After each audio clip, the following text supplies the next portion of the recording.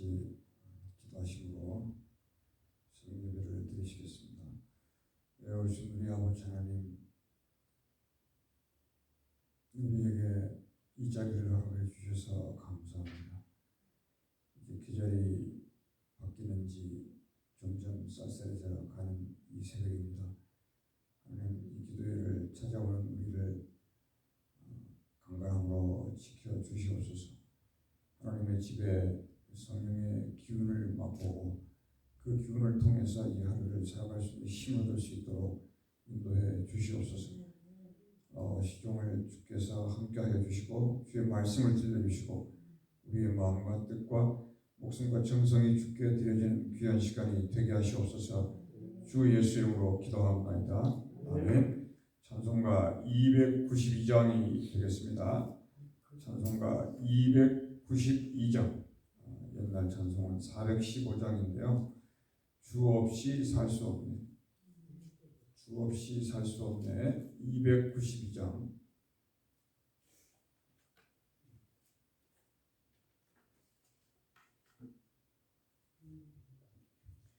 주 없이 살 수 없네, 죄인의 부유여. 그 귀한 고백 피어 날 구속하소서.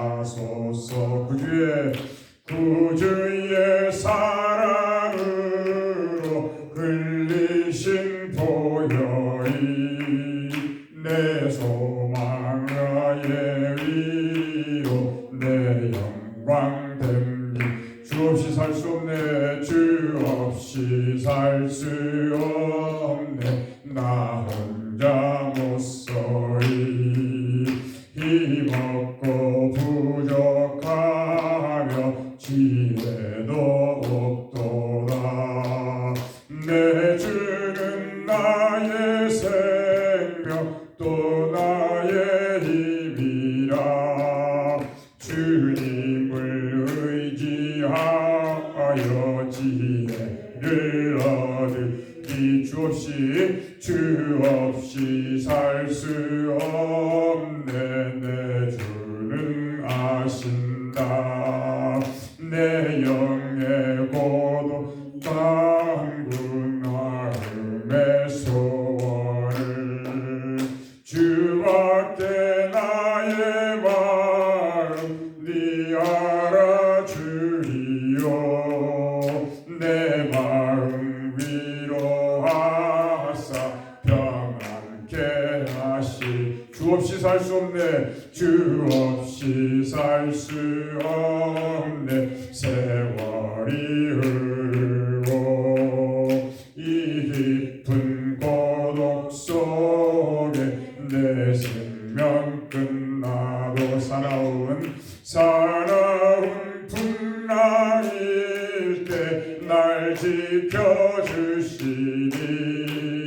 내 곁에 계신 주님 늘 힘이 됩니다. 아멘. 아멘. 295장 큰 죄에 빠진 나를, 통합 417장입니다. 큰 죄에 빠진 나를 295장. 큰 죄에 빠진 나를 주 예수 건지사 그 넓은 품에 다시 품으신 은혜는 저 바다보다 깊고 저 하늘보다 높다. 그 사랑 영원토록 나 찬송하리라. 날로 더욱 귀하다, 날로 더욱 귀하다. 한이 없이 넓은 우리 주의 사랑 날로 더욱 귀하다. 옛날에 유대 땅에 주 예수 다닐 때 그 은혜 받으려고 큰 물이 모였네. 눈 먼저 병든 자를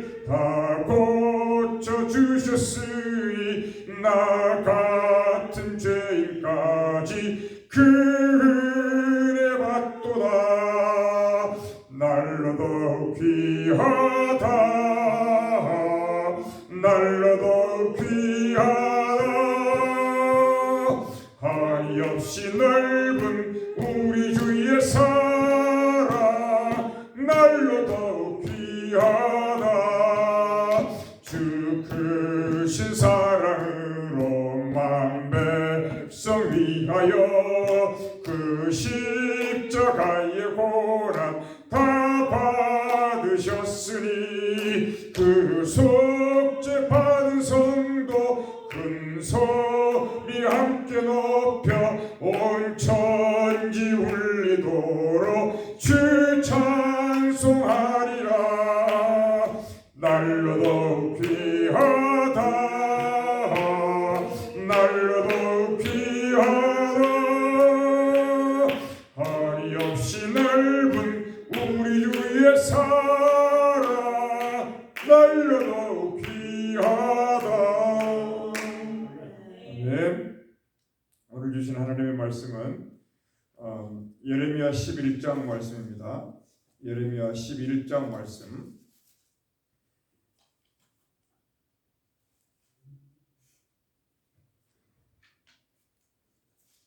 저와 여러분들께서 한 절씩 교독하시겠습니다. 여호와께로부터 예레미야에게 임한 말씀이라 이르시되 너희는 이 언약의 말을 듣고 유다인과 예루살렘 주민에게 말하라. 그들에게 이르기를 이스라엘의 하나님 여호와께서 이와 같이 말씀하시되 이 언약의 말을 따르지 않는 자는 저주를 받을 것이니라. 이 언약은 내가 너희 조상들을 숲으로 그의 땅에서 이끌어내어 그들에게 명령한 것이라. 곧 내가 이르기를 너희는 내 목소리를 순종하고 나의 인도명령을 따라 행하라. 그러면 너희는 내 백성이 되겠고 나는 너희의 하나님이 되리라. 내가 또 너희 조상들에게 한 맹세는 그들에게 젖과 꿀이 흐르는 땅을 주리라 한 언약을 이루리라 한 것인데 오늘이 그것을 증언하느니라 하라 하시기로 내가 대답하여 이르되 아멘 여호와여 하였느니라. 여호와께서 내게 이르시되 너는 이 문둥으로 인도하사 너와 예루살렘 곁에서 선포하여 이르기를 너희는 이 언약의 말을 듣고 지키라. 내가 너희 조상들을 애굽 땅에서 인도하여 낸 날부터 오늘까지 간절히 경계하며 끊임없이 경계하기를 너희는 내 목소리를 순종하라 하였으나 그들이 순종하지 아니하며 귀를 기울이지 아니하고 각각 그 악한 마음에 원하는 대로 행했으므로 내가 그들에게 행하라 하지 말았고 그들이 행하지 아니하는 이 언약의 종대로 그들에게 행하였노라. 여호와께서 또 내게 이르시되 유다인과 예루살렘 주민 중에 반역이 있도다. 그들은 내 말을 듣기를 거절한 자들의 순죄죄로 돌아가서 다른 신들을 따라서 섬겼은즉 이스라엘 집과 유다 집이 내가 그들의 조상들과 맺은 언약을 깨뜨렸노라. 그러므로 나 여호와가 이와 같이 말하노라. 보라 내가 재앙을 그들에게 내리리니 그들이 피할 수 없을 것이라. 그들이 내게 부르짖을지라도 내가 듣지 아니할 것인즉 유다 성읍들과 예루살렘 주민이 그 명령을 신들에게 가서 부르짖을지라도 그 신들이 그 고난 가운데서 절대로 그들을 떠나지 아니하리라. 유다야 내 신들이 내 성읍의 수와 같도다. 너희가 예루살렘 거리의 수대로 그 수치스러운 물건의 재단 곧 바르게 분향하는 재단을 쌓았도다.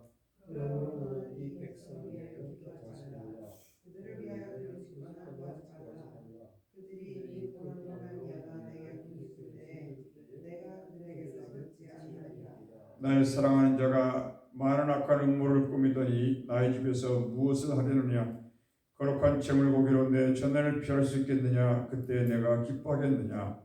여호와께서는 그의 이름을 기억하여 좋은 열매를 맺는 아름다운 풀을 받는다고 하였으나 큰 소동 중에 그 위에 불을 피웠고 그 가지는 뽑으라. 빠르게 분향함으로 나의 노여움을 일으킨 이스라엘 집과 유다 집의 악으로 말미암아 그를 심은 만군의 여호와께서 그에게 재앙을 선언하셨느니라. 여호와께서 내게 알게 하셨으므로 내가 그것을 바랍니다. 그때 주께서 그들의 행위를 내게 보여주시니라. 나는 끌려서 도살당하러 가는 순한 어린 양과 같으므로 그들이 나를 헤아려 하고 꾀하기를 우리가 그 나무와 열매를 함께 박멸하자. 그를 살아있는 자의 땅에서 끊어서 그의 이름이 다시 기억되지 못하게 하자 함을 내가 알지 못하였나이다. 공의를 판단하시며 사람의 마음을 감찰하시는 하나님 여호와여, 나의 원통함을 죽게 하였사오니 그들에게 되는 주의 복을 내가 보리이다. 여호와께서 아나돗 사람들에게 대하여 이와 같이 말씀하시되 그들이 내 생명을 빼앗으려고 찾아 이르기를 너는 여호와 이름으로 예언하지 말라. 두렵건대 우리 손에 죽을까 하노라 하도다. 그러므로 여호와께서 이와 같이 말씀하시니라.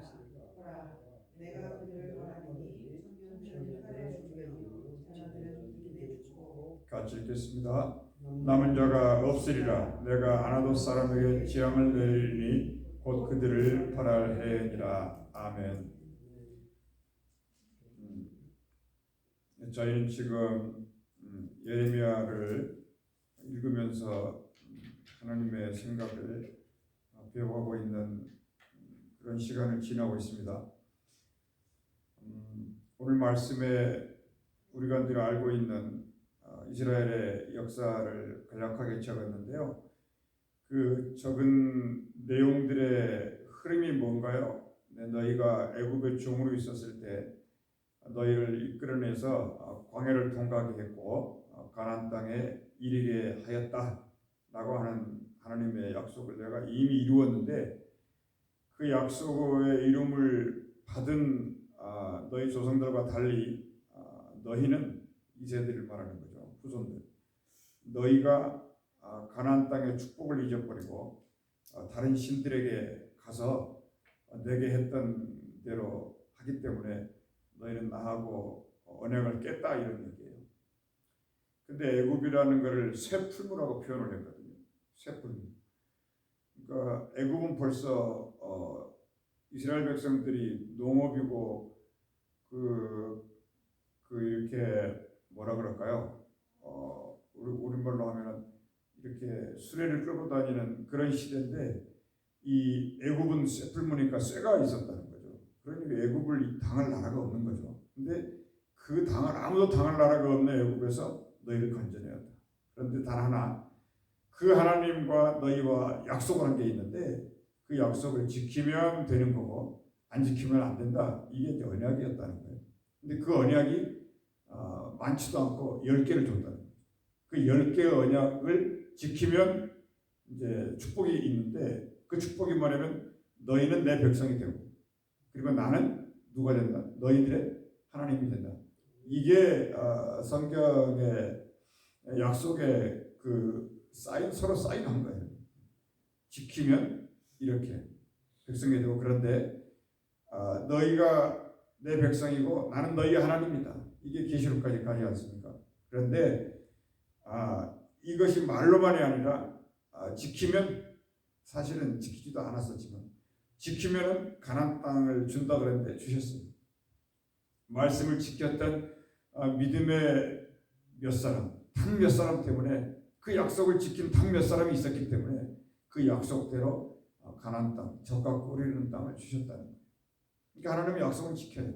아무튼 하나님 약속을 지키시니까 우리도 그와 같이 약속을 지키는 하나님을 닮으면서 사는 게 좋다 이거. 여러분 그 창세기 1장 5절의 말씀에 이런 게 있죠. 저녁이 되며 아침이 되니 이는 첫째 날이다. 굉장히 중요해요. 첫째 날이다. 첫 열매다. 첫 소산이다. 첫 제사다. 뭐든지 첫 월급이다. 굉장히 그 기분이 업되지 않습니까? 근데 하나님도 기분이 너무 좋아가지고 이걸 첫째 날이라고 하자 이랬다고. 저녁이 되고 아침이 되었다. 그러니까 어제 우리에게 이제 무슨 일이 있었든지 그 일로 아무리 피곤해졌어도 우리 마음에 드는 첫 번째 생각이 뭔가가 중요하거든요. 아무리 힘들어도 그 첫 번째 생각은 기도하러 가야지 이거예요. 이게 우리 속에 일어나는 생각이면 우리는 이기며 사는 거예요. 근데 이 생각이 안 나고 다른 생각이 나면은 빨리 돌아와야 돼요. 아니 큰일 났네. 기도하러 가야지. 그게 희망의 메시지예요. 내 안에 하나님이 주신 희망의 메시지라고.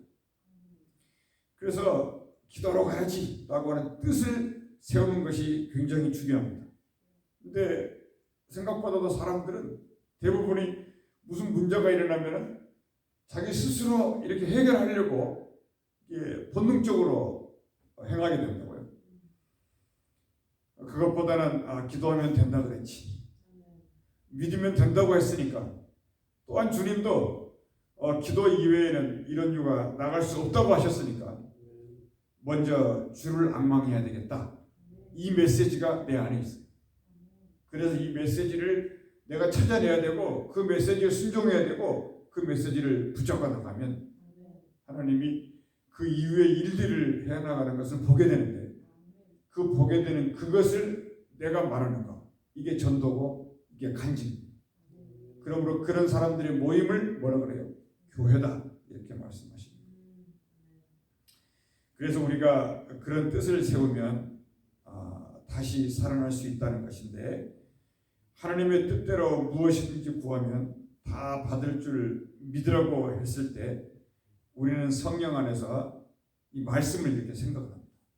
그러니까 말씀을 생각하는 거예요. 그러니까 마태복음 6장 33절에 너희는 먼저 그의 나라와 그의 의를 구하라.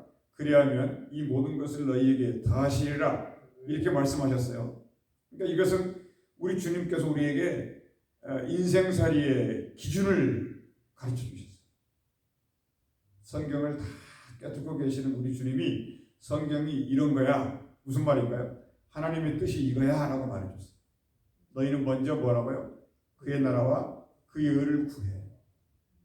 먼저 기도해 이런 뜻이에요. 세상에 먹고 사는 거 중요하고 인생의 성공도 중요한데 그걸 먼저 찾는 게 아니라 먼저 하나님을 구하라. 그러면 이 모든 것을 너희에게 더하시리라. 이거거든요. 그러나 우리가 보통 살 때 보면은 그의 나라와 그의 의보다는 이 모든 것을 먼저 구하는 습관이 있어요. 그렇게 되면은 뭔가를 좀 이렇게 처음에는 얻은 것 같아요. 그러니까 마음이 잠깐 좋아지는데요. 그것이 속임수예요. 처음에 잠깐 웃고 잠깐 기분 좋은 것 때문에 계속 습관이 돼가지고요. 어떤 문제가 생기면 내가 이 모든 것에 더 관심을 두고 따라가요. 무슨 말씀인지 아시겠죠? 그게 우리 인생의 습관이에요. 그런데 내 때가 뜻을 정한 거 먼저 기도해야 되겠다. 먼저 구해야 되겠다. 이것을 마음에 정하고 가면 하나님을 점점 더 깊이 있게 다가갈 수 있는 기회가 된다고 하시는 것이에요. 예수님이 제자들의 생활하는 걸 보고 이 말씀을 하신 거라고요.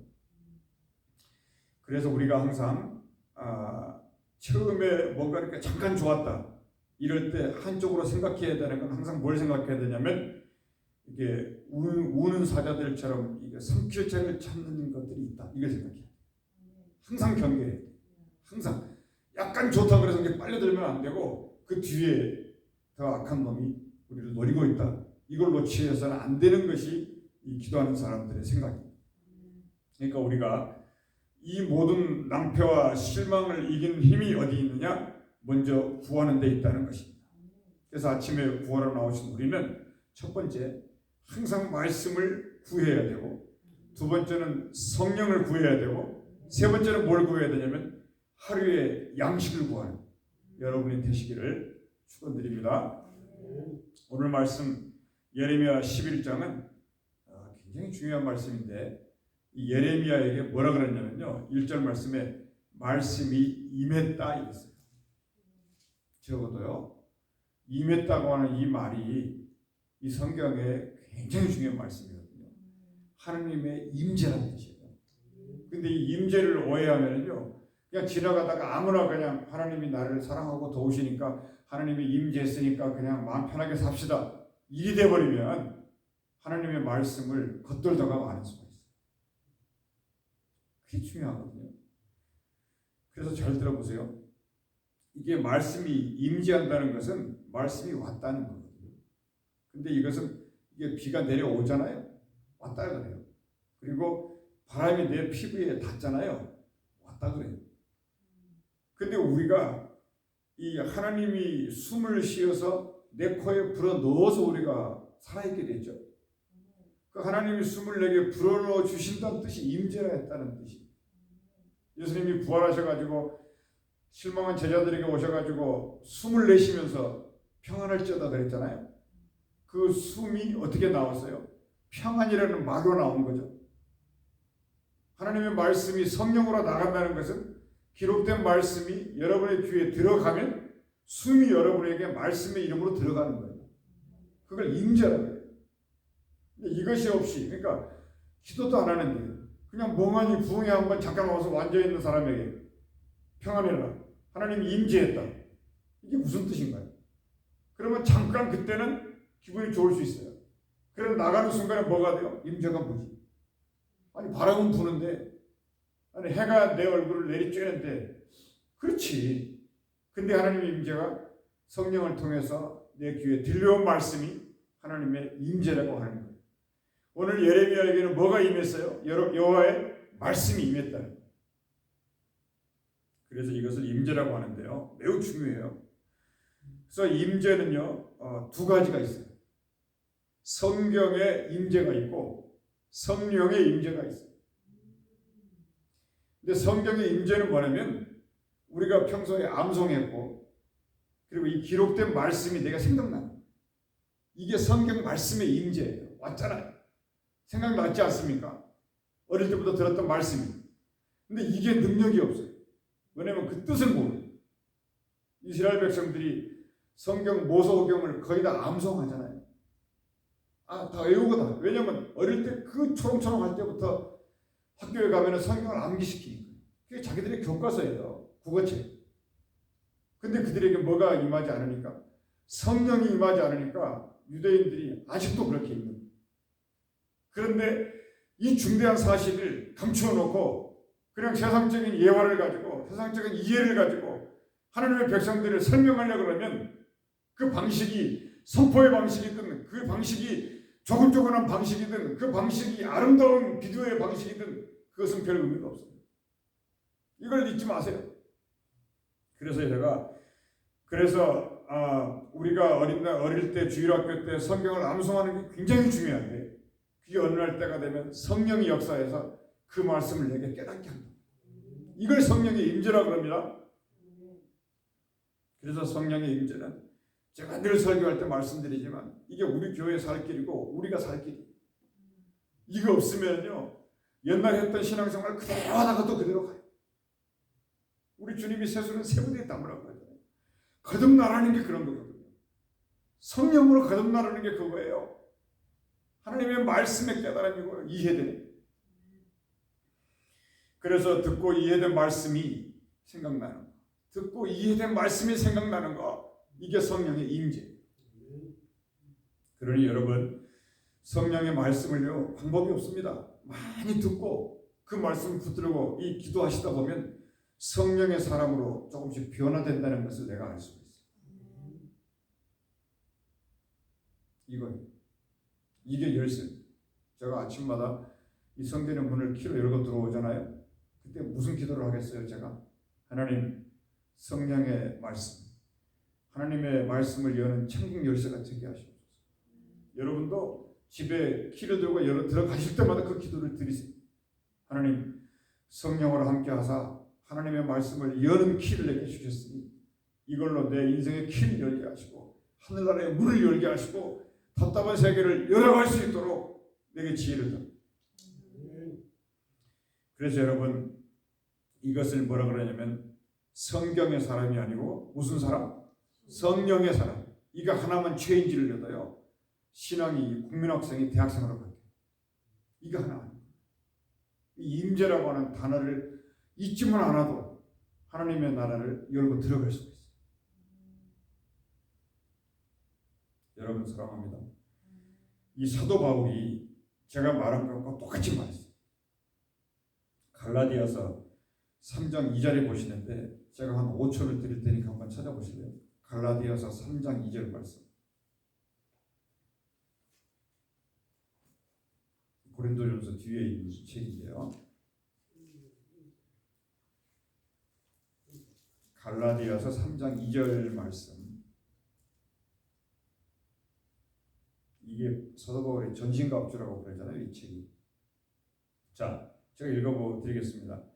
내가 너희에게서 다만 이것을 알려 하노니 너희가 뭘 받은 것이? 성령을 받은 것이 율법의 행위로냐 혹은 뭘로? 듣고 믿음으로냐. 제가 지금 임재를 설명드렸고 성령의 임재가 뭐고 성령의 말씀이 뭐다를 말씀드렸잖아요. 그 말씀이 이거예요. 그러니까 성경의 말씀은 율법의 행위로 하나님의 나라에 들어가려고 하는 거예요. 성경의 말씀. 근데 성령의 말씀은 듣고 믿음으로 들어가요. 믿음은 들으면서 나와요. 그러니까 성령의 말씀을 듣지 않고는 믿음이 생기질 않아요. 사도 바울이 너희가 믿을 때 하나님의 성전인 걸 알지 못하느냐 그럴 때 성령의 말씀을 듣고 들었다 그 말입니다. 그러니까 우리가 수십 년을 생활했는데 말씀을 듣거든요. 너희가 성전인 것을 알지 못하느냐 수십 번 듣는데 내 앉아가지고 나는 성전이 아닌 것 같은데 당연한 거예요. 성령의 말씀으로 듣고 믿음으로 생기는 거예요.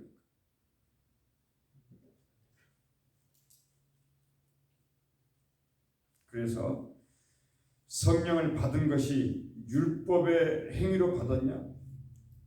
그러니까 너희가 나를 죽이려고 하는구나 그런 뜻이에요. 근데 듣고 믿음으로 바른 사람은 하나님의 나와 똑같은 뭐가 된다? 자녀가 된다. 어떻게 생각하세요? 중요하죠. 중요한 말씀이에요. 여러분 하나님의 은혜가 함께 하시길 바랍니다. 그래서 이제 오늘 그 예레미야가 이런 거거든요. 성령의 말씀을 한번 들어보세요. 이런 거예요. 예레미야는 누구냐 그랬더니 오늘 말씀에 아나도 동네에 베냐민 지파의 제사장 가문의 힐기야의 아들이라고 길게 소개했어요. 그런데 이것을 예레미야 1장 5절은 뭐라 그러냐면 성경은 너를 복중에서 잉태하기도 전에 너를 알았고 이렇게 말해요. 그러니까 이렇게 아까 제가 먼저 말했던 긴 얘기를 하나님은 이렇게 말해요. 너를 복중에서 네가 있기도 전에 내가 너를 알았다. 이게 뭐냐면 예레미야의 역사를 말해줘요. 너는 대제사장의 그런 가문 저기 아론의 대제사장부터 시작해가지고 쭉쭉쭉쭉 타고 내려와가지고 너까지 제사장이야. 이게 무슨 얘기예요? 모태신앙의 너야. 그게 복중에서 너가 태어나기도 전에 벌써 너의 조상 제사장이었다 그런 뜻이에요.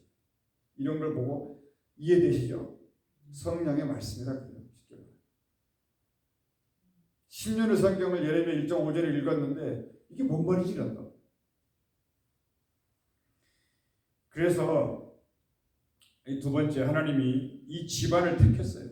그래서 말씀으로 임재를 했어요. 오늘 말씀에. 그런데 거기에는 제사장들이 사는 마을이에요. 그런데요, 아무도 그 집안 사람들이 말씀을 받지를 못했고 뭔가 받긴 받았어요. 말씀들. 그런데 이게 구약성경인데 이걸 갖다가 받았는데 이게 무슨 말이지? 이게 뭐지? 라고 궁금했습니다. 말씀이 임하는데 궁금하죠. 다른 사람들이 잊어버려도 조상 대대로부터 그렇게 살아왔는데요. 하나님의 말씀이 들려오면 이게 뭐지? 이렇게 살아온 힐기야의 가문이에요. 아나도 집안. 환상의 골짜기가 뭐 환상만 있잖아요. 아나도 지역에 가면 제사장 가문이니까 거기에 말씀이 온다고요. 근데 너무 오랜만에 말씀이 오니까 이 제사장들이 밥 먹고 그것만 하거든요. 근데 이게 뭐야? 못 들은 소리인데 이런다. 그런데 이들이 그와 같이 이게 뭐지? 이게 뭐냐면요. 광야에서 그 만나가 내려오죠. 만나. 이 만나가 그런 뜻이에요. 이게 뭐야? 왜냐면 땅에서 없는 게 갑자기 뭐가 하나 떨어졌는데요. 그들이 입에서 만나 이랬다. 이게 뭐지? 지금 이거. 이 도대체가 이 제사장들이 밥 먹고 월급 타고 이걸로 사는 사람이 뭐가 말씀이 이렇게 만나처럼 피부에 와닿는데 이게 뭐지? 그도 그럴 것이 이 제사장들의 마을은요. 초대 대제사장이 누구였냐면 아론이었어요. 근데 제사장은 뭐 하는 사람이냐면 세상이 뭐 천지가 무너져도 입에서 무슨 말이 나가냐면 축복하는 그게 제사장이에요. 어떤 경우에도 백성들을 축복해. 그들이 산죄를 저질렀어도 축복해. 이게 민수기 6장 22절 25절 말씀. 하나님이 모세에게 일러 가라사대 네 형 아론에게 말해라. 이 백성을 축복하라. 그러니까 이 말씀이 하나님 말씀이에요. 그러니까는 제사장의 축복을 받은 사람들은 그 사람이 원수가 됐든 살인자가 됐든 무슨 죄를 범했다 할지라도 뭐예요? 축복. 그래서 예레미야도 태어날 전부터 뱃속에서부터 축복이 입에 붙었어요. 우리 성도들이 이 훈련이 또 돼야 되는데요. 그러나 이것이 오늘날처럼 아무 관점 없이 그냥 무조건 이렇게 있으면 안 되는데, 하지만은 이 축복이 입에 붙어 있어요. 블레싱. 무슨 말인가 아시겠죠? 그래서 그 일을 하라고 제사장들에게 기름을 부었거든요. 그러니까 하나님이 그의 아들과 아론에게 말씀하시기를 아예 하나님이 문장을 써줬어요. 너희는 이렇게 축복해. 예수님이 너희는 이렇게 기도해요. 아멘. 아론에게 너희는 이렇게 축복해라. 이 문구를 세상 끝까지 가지고 가. 이러한 대제사장의 전통을 따라 예레미야도 뼛속까지 축복하라는 그거 율법이거든요. 이 율법에 순종하면서 살아온 제사장이었기 때문에 어떤 일이 있어도 저주하면 돼요? 안 돼요? 안 돼요. 이거는 하나님을 못 오가게 되고요. 그 기름 부음 받음을 반역하는 거예요. 이게 율법의 힘이에요. 율법이 그런 거예요. 그래서 백성들을 축복하며 살아온 예레미야인데, 그런데 예레미야에게 오늘 말씀이 와요. 제1계명의 언약이 다시 들려와요. 나 이외에 다른 신을 섬기지 마라. 이해되시죠?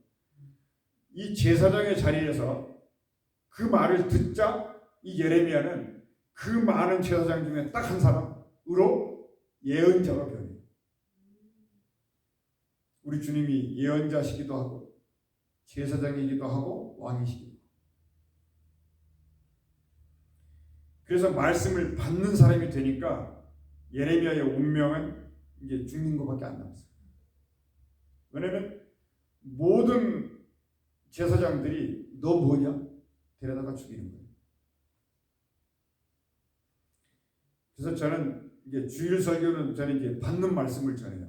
근데 이 새벽 예배 때는 그냥 말씀을 쭉 이렇게 읽어나가요.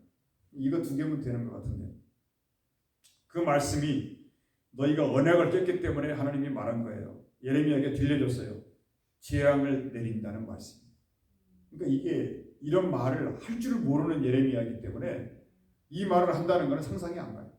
입에 축복밖에 안 붙어 있었는데 하나님이 이제 와가지고 하나님이 재앙이라는 말을 오니까 재앙을 내린다, 재앙을 내린다. 이게 들리니까 예레미야 스스로가요 못 견뎌요.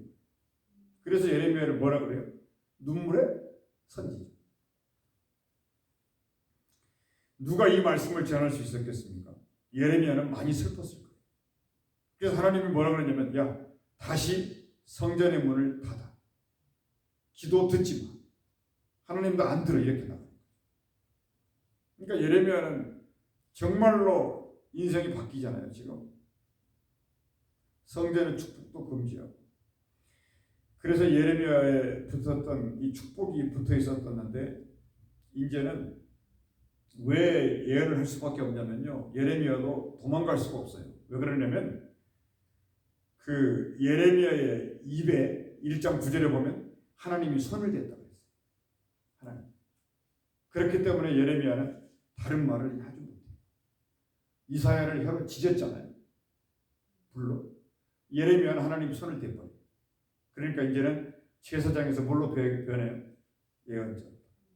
그러자 예레미야는 유다와 이스라엘 집에 이제부터는 재앙을 말해야 되는 운명이 됐어요. 그러니까 아나돗에 사는 사람들, 하여튼 예수님도 고향에서 선지자는 높임을 못 받았는데 다른 제사장들이 예레미야를 박멸하자고, 오늘 예레미야 11장 19절에 보시면 이 가문의 호적에서 아예 이름을 지웠거든요. 거기 보이시죠? 11장 19절에 나는 끌려서 도살당하러 가는 순한 어린 양과 같으므로 그들이 나를 헤아리고 꾀하기를 우리가 그 나무와 열매를 함께 박멸하자. 무슨 뭐 바퀴벌레 박멸하는 것도 아니고 그를 살아있는 자의 땅에서 꺼내서 그의 이름이 다시 기억되지 못하게 하자. 세상이 이렇게 되는 거예요. 호적에서 이름을 팍버렸어요. 우리는 종종 이런 말씀 앞에서 두렵고 떨리거든요. 그냥 읽을 때가 있고 알아들을 때가 있거든요. 두렵거든요. 재앙이 먼 미래에 오지 않았어요. 예레미야가 기도해버려요. 그때. 왜냐하면 제가 설교 처음에 말씀드렸지만 어려움이 닥치면 기도하러 가야지. 이 뜻을 세우라고. 예레미야가 딱 지금 그러고 있어요. 죽음 앞에서. 그러니까 재앙이 먼 미래에 오지 않았어요. 예레미야가 괴로움을 당했을 때 예레미야의 기도를 하나님이 듣자마자 예레미야를 죽게 했던 아나돗은 내가 벌을 내릴 거야. 이랬어요. 하나님이 즉각 대답을 했어요. 믿습니까? 우리가 잊지 말자고. 그러니까 기도하면서 말씀을 듣는 여러분은 담대하실 필요가 있습니다. 하나님은 예레미야의 약속을 지키시고 하나님은 그걸 약속을 지키기 위해서 누구를 지켜요? 예레미야를 지켜요. 왜? 예레미야 속에 약속이 들어있어요. 예수님 속에 약속이 들어있어요. 여러분 속에 약속이 들어있어요. 그러니 하나님이 절대 버릴 수가 없다는 거예요. 이게 구원이라는 것입니다. 그래서 여러분 성령의 말씀과 함께 살아가는 것이 산자들의 최대의 축복 같고요. 어려운 일 당하시거든 이렇게 생각해요. 오늘 하루도 기도했기 때문에 어려운 일이 왔다 이렇게 생각하십니다. 기도 안 한 사람은요 어려움인지 아닌지 또는 어려움이 왔다고 또 얼마나 또 해결하려고 달려듭니다. 근데 잠깐 좋은 일이 생겨요. 근데 인생의 해결책이 안 생깁니다. 우리는 재앙을 이길 힘이 이미 생겼으니까 잊지 말기를 기도했기 때문에 생긴 일이에요. 좋은 일도 안 좋은 일도. 우리가 이런 말씀 기도했기 때문에 생겼다라고 하는 것을 잊지 말고 살아가시는 이 하루가 되시기를 주의 이름으로 축원합니다. 기도하겠습니다. 은혜로우신 우리 아버지 하나님, 우리를 성령의 사람이 되게 하신 것을 감사합니다. 성령 안에 살게 하신 것을 감사합니다. 그래서 이 시간에 성령을 따라 기도하기를 원하오니 하나님 들은 말씀이 우리에게 절박힌 못이 되게 하여 주시고 그 말씀이 살아가는 동안에 우리에게 생각나서 우리에게 임재하여 주시고 그 임재를 따라 사는 저희가 되게 하여 주시옵소서. 예수 이름으로 기도하옵나이다. 아멘. 우리가 이 시간에 이 도시를 위해서 이 교회를 위해서 그리고 이번 토요일 날 있는 교회의 환경 정리를 위해서 그리고 여러분의 개인과 가정을 위해서